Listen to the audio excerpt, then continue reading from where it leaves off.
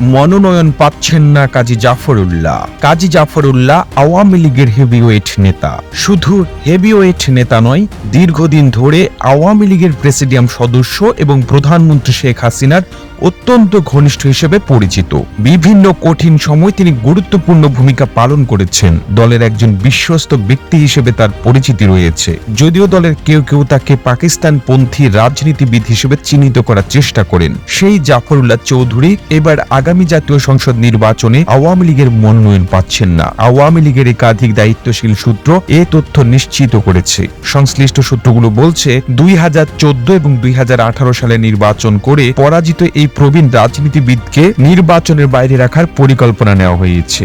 কারণ এই আসন থেকে 2014 এবং 2018-তে জাফর উল্লাহ পরাজিত হন মুজিবুর রহমান চৌধুরী ওরফে নিক্সন চৌধুরীর কাছে। দুটি নির্বাচনেই নিক্সন চৌধুরী স্বতন্ত্র প্রার্থী হন এবং